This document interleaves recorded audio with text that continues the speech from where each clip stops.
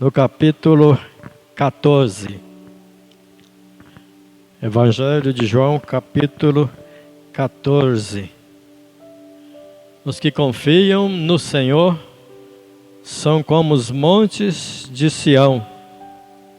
Estão firmes nas promessas de Cristo, aquele que vai vir com poder e glória para buscar a sua igreja e exercer juízo sobre a terra, sobre os homens ímpios. Amém? Mas quando ele vier para exercer o juízo, nós já vamos estar longe daqui. Amém? Evangelho de João, capítulo 14, a partir do versículo 1. Não se turbe o vosso coração. Crede em Deus, crede também em mim. Na casa de meu pai há muitas moradas. Se não fosse assim, eu vou-lo teria dito, pois vou preparar-vos lugar. E se eu for e vos preparar lugar, virei outra vez e vos levarei para mim mesmo, para que onde eu estiver, estejais vós também. Mesmo vós sabeis para onde vou e conheceis o caminho. Disse-lhe Tomé: Senhor, nós não sabemos para onde vais, e como podemos saber o caminho? Disse-lhe Jesus: Eu sou o caminho, a verdade e a vida. Ninguém vem ao Pai senão por mim. Amém? O Senhor Jesus, ele fez promessas, prometeu que ia subir aos céus, ia morrer, ia ressuscitar, subir aos céus e depois ele voltaria.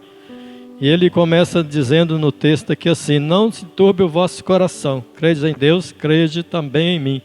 Não se turbe o vosso coração, não se perturbe, não fica desanimado, não fique perturbado, não fique com medo, mas tenha a certeza que assim como eu vos disse, eu voltarei. Ele disse: crede em Deus e crede também em mim. Crê na palavra dele, na palavra do Senhor. Crê em tudo que está escrito e em tudo que ele estava falando para os seus discípulos naquela época e que ficou escrito para nós hoje. Nós devemos crer em tudo isso e não nos perturbarmos, apesar dos acontecimentos, de tudo que a gente está vendo acontecer, né, da maldade se multiplicando. A cada dia aparece coisa nova que nos deixa às vezes chocado. Apesar de todas essas coisas, nós devemos ficar firmes, porque fiel é aquele que prometeu, e certamente a qualquer momento ele vai voltar e vai arrebatar a sua igreja, e assim nós estaremos para sempre com ele. Amém? Ele disse, né, na casa de meu pai há muitas moradas. Se não fosse assim, eu vou-lo teria dito, pois vou preparar-vos lugar. Eu vou preparar-vos lugar. Olha, ele disse que na casa de meu pai há muitas moradas. Como assim vou preparar lugar se já tem moradas lá? Ele vai preparar, segundo a obra de cada um de nós, ele vai preparar lugar, ele vai preparar uma posição onde nós vamos estar na eternidade, o cargo que vamos ocupar, a função que vamos exercer ali no reino dos céus. Ele está preparando tudo, segundo, né, a fé de cada um, segundo a disponibilidade de cada um na obra de Deus, segundo a responsabilidade, o empenho de cada um. A palavra do Senhor diz para nós sermos firmes e sempre abundantes na obra do Senhor, porque o nosso trabalho no Senhor não é vão. Então vamos trabalhar fielmente, trabalhar, né, com afinco, com responsabilidade, com compromisso, com vontade, com prazer. Vamos fazer, dar o máximo de nós na obra do Senhor, porque o nosso trabalho no Senhor não é vão. Existem recompensas, existem galardões, e com certeza, né, aquele que muito fizer, muito lhe será dado. Aquele que se empenhar mais, aquele que exerce um cargo de liderança, vai ter também um cargo de liderança lá. Isso não quer dizer que quem está no banco aqui não vai exercer um cargo de liderança. Às vezes não exerce hoje, mas o Senhor conhece né, o compromisso, a vontade, o prazer na obra do Senhor que está no coração de cada um. Ele vai agir, Ele vai retribuir, não segundo o que a gente vê, mas segundo o que está no coração de cada um, porque não adianta eu estar aqui à frente pregando, mas simplesmente por vaidade, por orgulho, por, né, estar na frente da igreja, por querer aparecer para os homens, fazendo para os homens. Isso não tem galardão nenhum. Aliás, quem faz assim, a Bíblia diz que o galardão dele é aqui na terra, ele já recebeu o seu galardão. Mas aquele que faz com humildade, com prazer, para glorificar a Deus, o galardão dele está guardado lá na eternidade. Amém? Louvado seja o nome do Senhor. Então ele foi preparar-nos lugar. Ele disse isso: e se eu for e preparar lugar, virei outra vez e vos levarei para mim mesmo, para que onde eu estiver, estejais vós também. Vai nos levar para onde Ele está, para que nós estejamos para sempre com Ele. Nós vamos reinar com Ele. E Ele continua: mesmo vós sabeis para onde vou e conheceis o caminho. Ele falou isso ali para os seus discípulos. E olha, quem foi que questionou? Tomé. E disse Tomé: Senhor, nós não sabemos para onde vais, e como podemos saber o caminho? Você lembra que Tomé foi aquele que disse: se eu não meter o dedo nas suas feridas, de maneira nenhuma eu crerei? Tomé era incrédulo.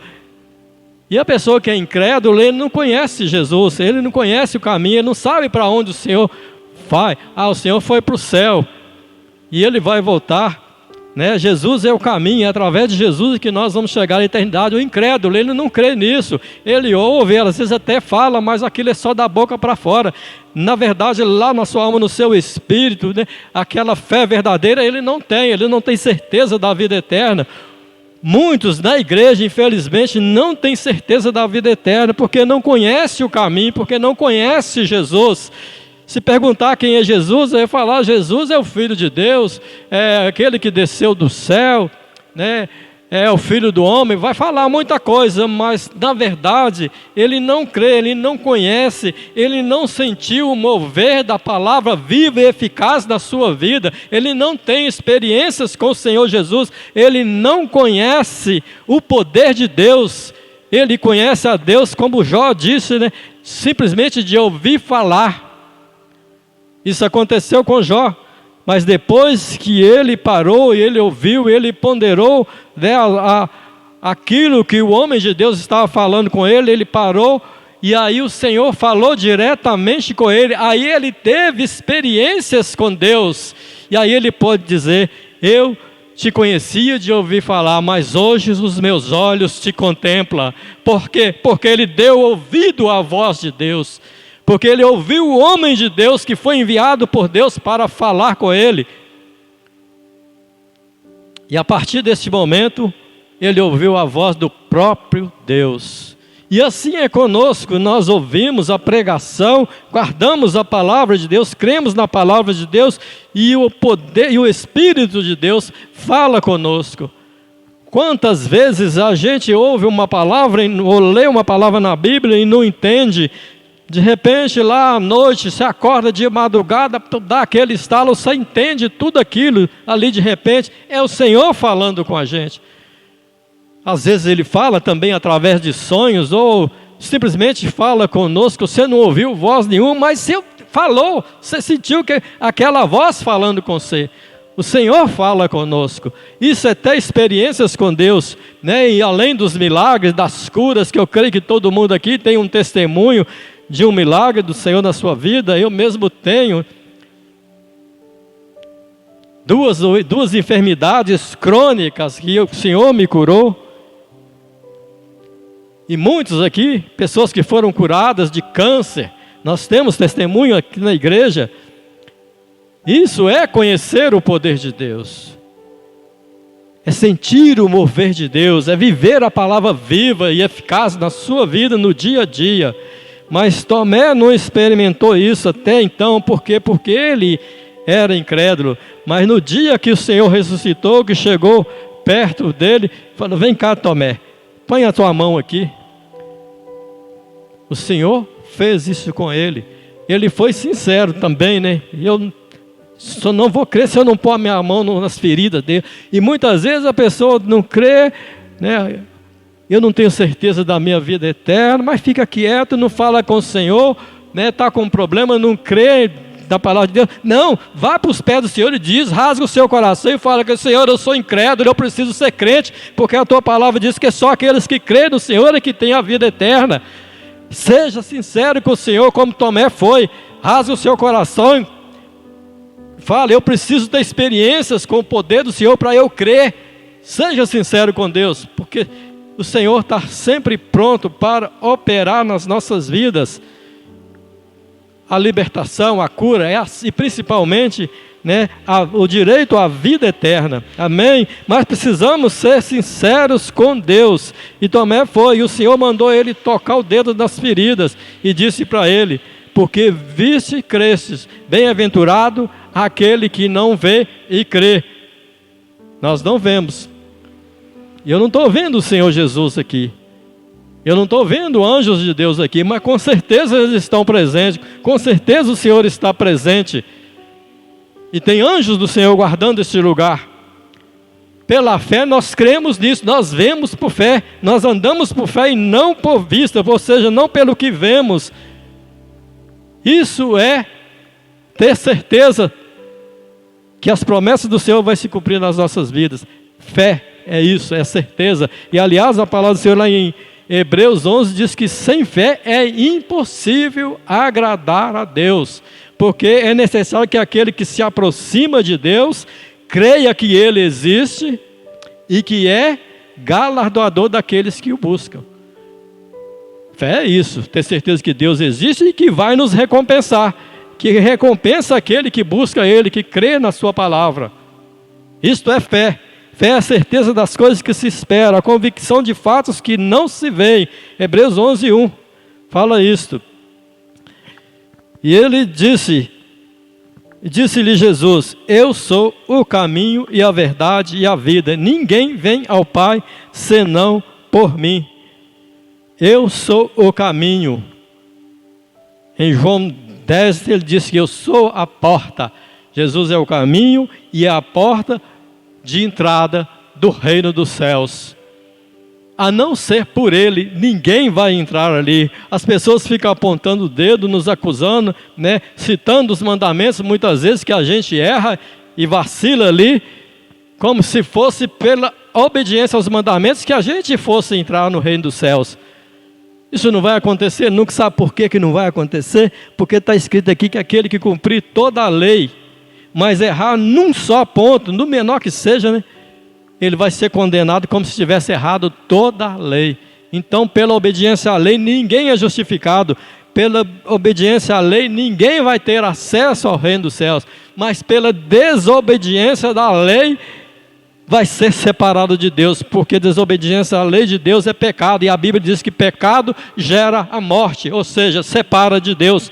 Porque essa morte aí é separação de Deus. Mas nós somos justificados pela fé em Cristo Jesus. Em Apocalipse 14:12 diz assim, aqui está a paciência dos santos, aqui estão os que guardam os mandamentos de Deus e a fé em Jesus. Nós guardamos os mandamentos por amor a Deus, por amor ao Senhor Jesus, porque nós temos certeza que a sua palavra é a verdade, porque nós nascemos de novo, fomos gerados de novo, fomos colocados novamente na sua presença, e por isso nós temos prazer em obedecer os seus mandamentos, porque nós amamos a Deus, amamos a sua palavra, mesmo que fraquejando e caindo muitas vezes, mas estamos na presença de Deus, pela graça dEle, pela justificação, pela fé do sangue de Jesus, porque quando erramos, arrependemos, confessamos os nossos pecados, somos purificados de toda injustiça. Isso é graça de Deus, isso é a graça maravilhosa de Deus, porque se fosse depender dos nossos próprios esforços, das nossas próprias obras, estaríamos todos condenados ao inferno, juntamente com o mundo. Mas louvado seja Deus, que amou o mundo de tal maneira que enviou seu Filho unigênito, para que todo aquele que nele crê não pereça, mas tenha a vida eterna. Deus enviou seu Filho unigênito. Você já parou para meditar nessa passagem aí? Filho unigênito. Isso aconteceu há pouco mais de 2000 anos atrás, quando ele nasceu de uma mulher para cumprir as Escrituras, que se não fosse para cumprir as Escrituras, ele simplesmente teria vindo, ele não tinha nascido como homem, mas ele nasceu para cumprir a Escritura, para que fosse o Cordeiro de Deus, para ser sacrificado na cruz do Calvário e tirar os nossos pecados. Ele veio em carne, mas quando ele veio, já tinha muita gente aqui.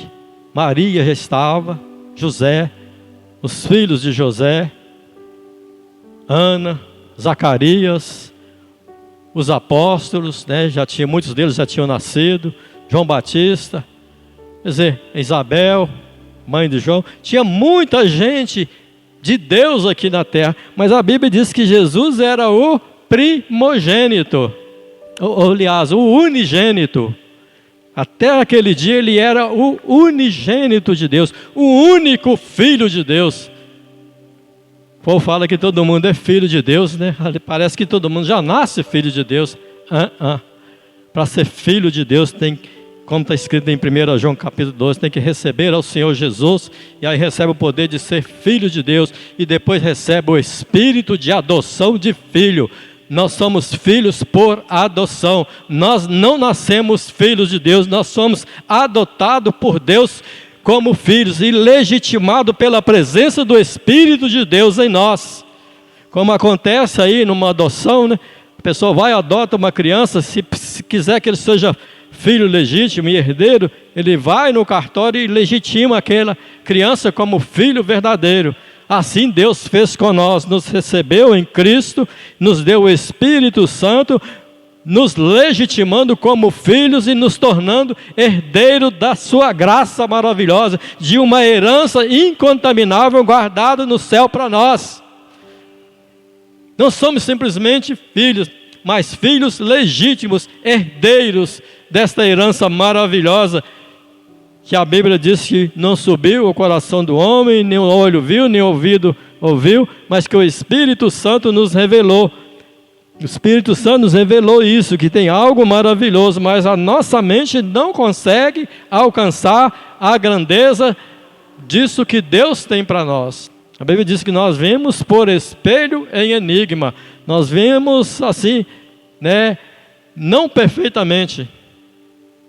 Se você olhar uma imagem no espelho é uma coisa, se olhar diretamente para aquela imagem é outra coisa. Assim nós vemos agora, nós não vemos perfeitamente, só sabemos que é maravilhoso, amém? E ele diz: eu sou o caminho, a verdade e a vida, ninguém vem ao Pai senão por mim. Ele estava ali junto com os apóstolos, com os discípulos, e Tomé perguntou: mostra-nos o caminho. Ele disse: eu sou o caminho, ninguém vem ao Pai senão por mim. Ou seja, eu sou Deus, ninguém vem a mim senão por mim. Ninguém chega a Deus senão pelo próprio Deus, que estava em Cristo Jesus reconciliando o mundo consigo mesmo. Eu sou o caminho, a verdade e a vida. A verdade é Jesus. Ele é a palavra viva, o verbo de Deus que se fez carne, que habitou entre nós. Ele é o Cordeiro de Deus.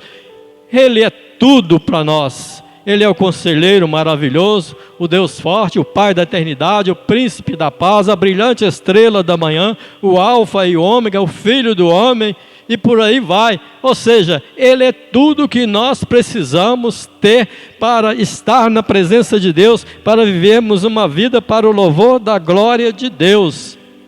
As religiões inventam um monte de coisas por aí, outros santos, outros intercessores, outros ajudadores, mas a Bíblia diz que há um só Deus e um só mediador entre Deus e os homens, Jesus Cristo, homem. Só através do sacrifício de Jesus na cruz do Calvário que somos purificados de toda injustiça, ou seja, somos justificados diante de Deus e podemos participar da graça de Deus, da presença maravilhosa de Deus e, por fim, herdar a vida eterna. Louvado seja o nome do Senhor. Mas eu quero chamar a atenção para uma coisa. Ele disse que ia e ia voltar. Jesus está voltando. A volta dele não vai demorar muito tempo.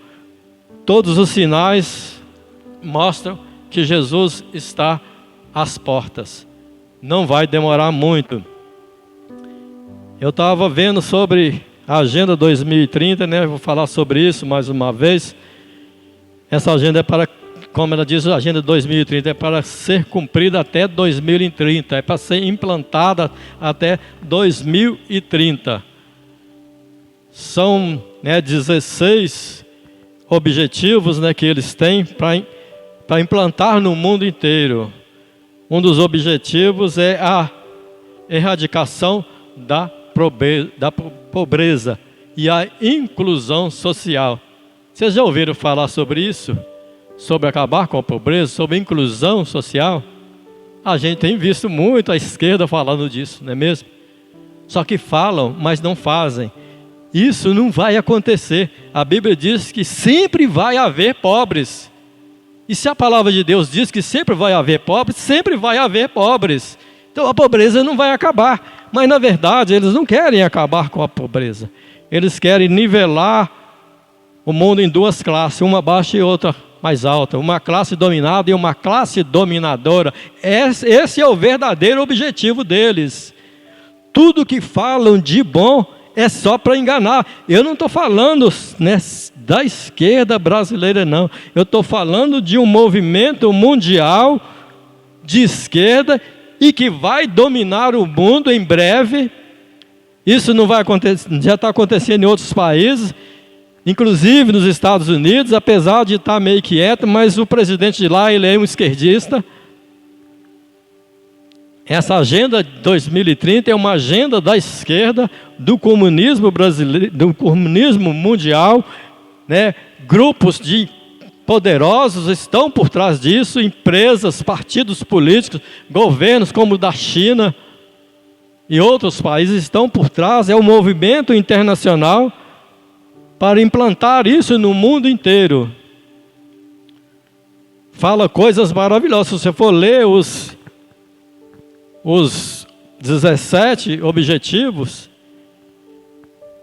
fala 17 ODS, 17 Objetivos de Desenvolvimento Social. Mas, na verdade, o que eles querem é dominar o mundo e implantar o governo mundial. O mundo está sendo preparado para o governo do anticristo. Não tenha dúvida disso. Fica firme nas promessas do Senhor. Os sinos hoje veio de encontro à palavra. Firme nas promessas do Senhor. Os que confiam no Senhor não se abalam. Nós confiamos no Senhor. Eles não querem crente no poder. Eles não querem. Já estão falando em caçar senadores evangélicos que foram eleitos. E outros aí que são conservadores. Eles não querem os crentes. Você sabe por que eles não querem os crentes, os cristãos verdadeiros no poder? Porque nós temos o Espírito Santo e ninguém faz a nossa cabeça, ninguém vai alienar as nossas ideias, como eles têm feito, e é projeto deles fazerem isto. Já há isso, já há um movimento aqui no Brasil desde os anos 90, eu estava lendo um artigo sobre isso, falando que nas faculdades já estão exercendo isso, através de ensinos, alienando os jovens para serem revolucionários, para serem de esquerda. E eles estão fazendo isso através da mídia, da imprensa. A gente viu o que aconteceu nas eleições aí, mentiras e mais mentiras, ditas como se fossem verdade. Aliás, uma coisa que eles falam é que uma mentira, muitas vezes dita, vira verdade. Pode virar para o mundo, mas para nós a verdade é a palavra de Deus, é a ação do Espírito Santo em nós, testificando no nosso coração aquilo que vem de Deus e o que não vem de Deus. Eles vão fazer isso através de pregações, na internet, na televisão, na mídia em geral, vão tentar doutrinar a humanidade, vai exercer um domínio na mente das pessoas vão fazer isso através de ensinos, pessoas que se dizem evangélicas. A gente viu em muitos pastores apoiando a esquerda, não são pastores de Cristo, não são pastores de Deus, não têm o Espírito Santo, porque se tivesse não estaria lá, apoiando aborto, ideologia de gêneros, legalização das drogas e outras coisas diabólicas. Esse povo aí não está posando de inocente não, eles sabem muito bem o que estão fazendo. Lula, Geraldo Alckmin, os líderes dos partidos de esquerda, todos que, os políticos que estão apoiando a esquerda, eles não estão de inocentes não, eles sabem muito bem o que eles estão fazendo, eles sabem muito bem o que está por trás, o que falam, para nós é para enganar as pessoas, é para alienar a cabeça das pessoas, alienar as ideias das pessoas, levá-los a um entendimento errado, uma visão errada das coisas do mundo e até mesmo, como eu disse, pessoas que se dizem evangélicas, misturando preceitos, coisas da Agenda 2030 e mostrando, usando versículos bíblicos para mostrar que aquilo é bíblico. Que Jesus ama a inclusão social, Ele quer acabar com os pobres. Olha, Jesus Ele deu a sua palavra, Ele deu as suas promessas e Ele disse quem seria bem sucedido, aquele que obedecesse a sua palavra. Quem quiser ser bem sucedido, obedecer a palavra do Senhor. Mesmo que venha dificuldades, mas a Bíblia diz que o choro dura uma noite, mas a alegria vem pela manhã. Com certeza a gente tem vitórias. Quem já não passou? A maior parte aqui eu sei que já passou momentos difíceis, mas venceu pela fé em Cristo Jesus. O Senhor abençoou, prosperou, e tirou da situação difícil, livrou de todas as angústias. Porque isso é promessa dele. Então o Senhor Jesus Ele está para voltar a qualquer momento. O único sinal que falta é a manifestação do homem da iniquidade, do filho da perdição, ou seja, desse que vai se apresentar como governo mundial. E ele já existe e talvez já seja um membro da ONU, porque vai vir de lá. Se não é ainda, ele vai ser, porque vai sair de lá.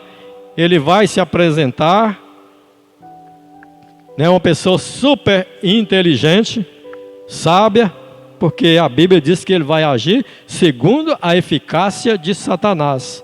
Ele vai agir segundo o poder do diabo na sua vida, levando ele a resolver os problemas, entre aspas, porque ele não vai resolver. Ele vai só querer ganhar poder, ganhar status, dominar o mundo para depois fazer o que ele quer. Escravizar todo mundo, fazer que todos o adorem. Mas aí vem o Senhor Jesus e vai exercer juízo sobre ele, que é a besta, e sobre os que seguiram ela. Mas antes disso, nós já vamos estar com o Senhor. Antes da confusão, nós já vamos estar lá em cima.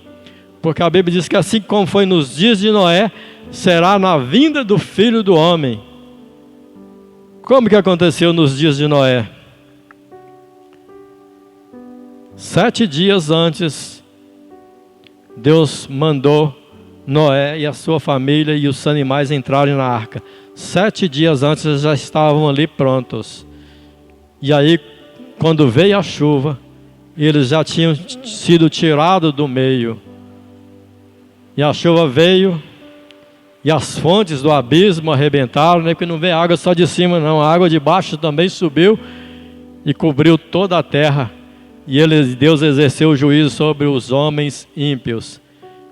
Mas Noé, a mesma água que matou os ímpios, que destruiu tudo que era do homem na face da terra, foi a mesma que levantou a arca e salvou Noé.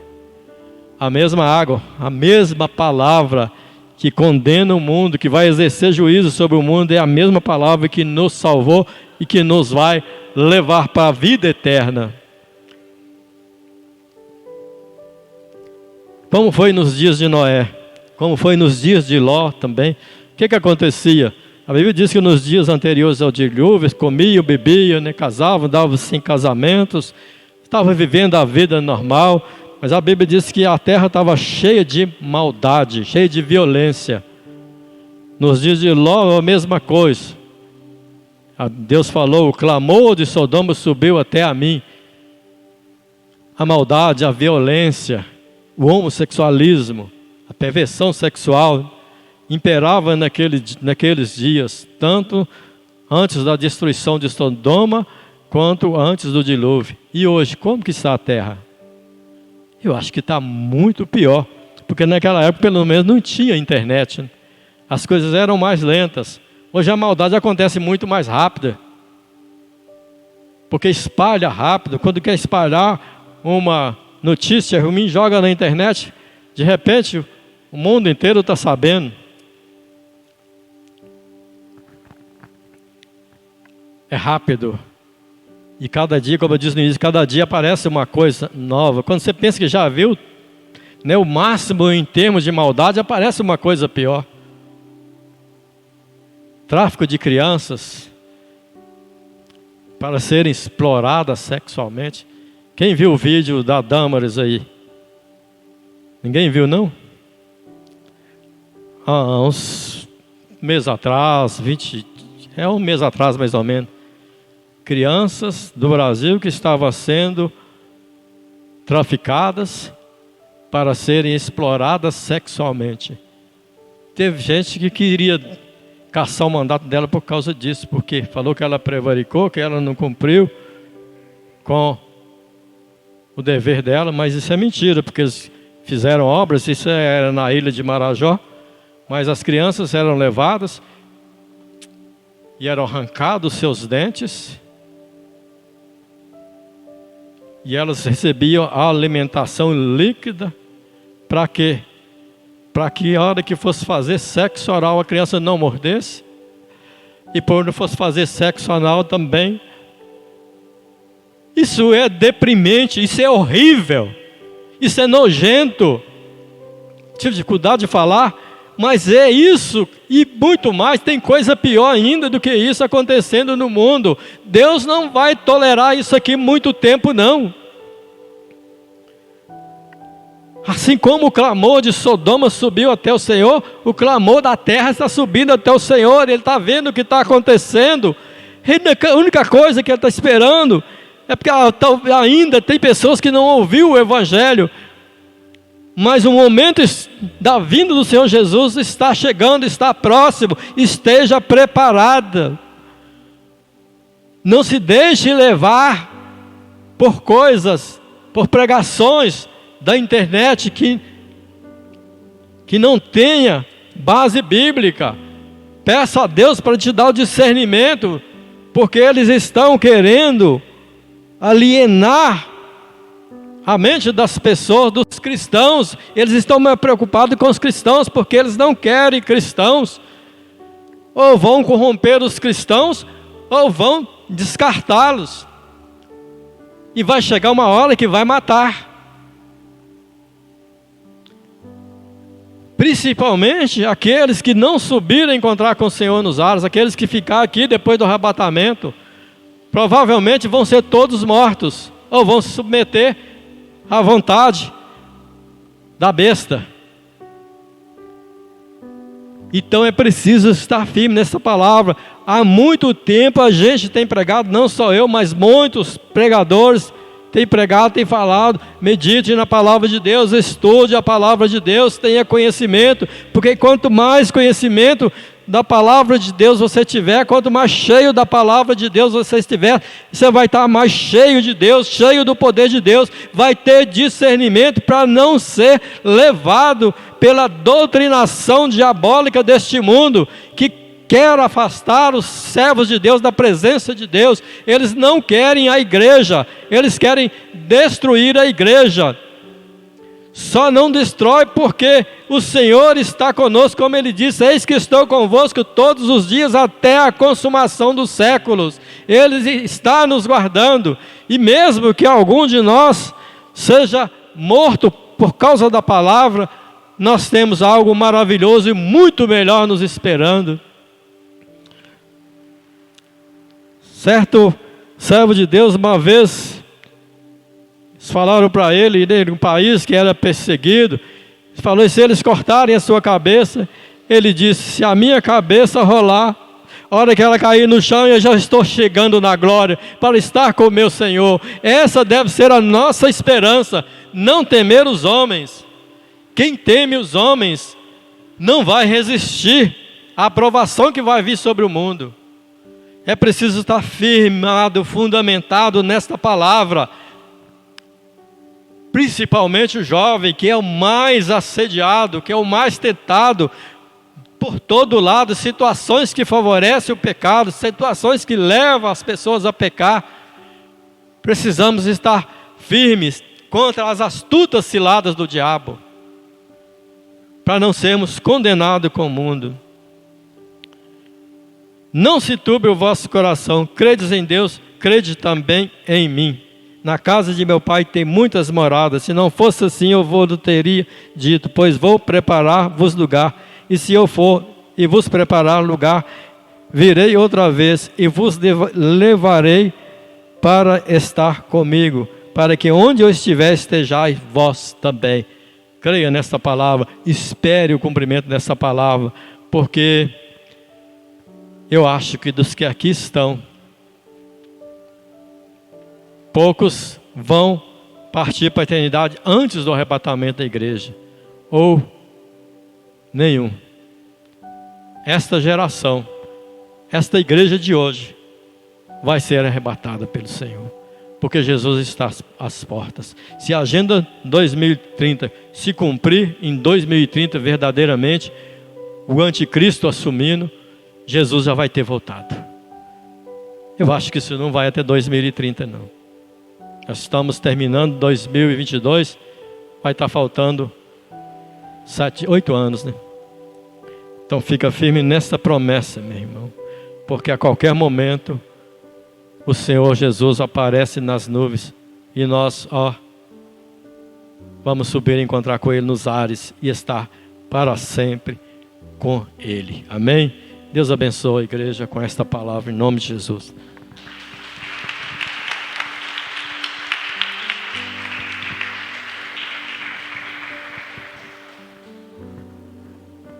Glória a Deus, amém, irmãos? Vamos estar orando, amém?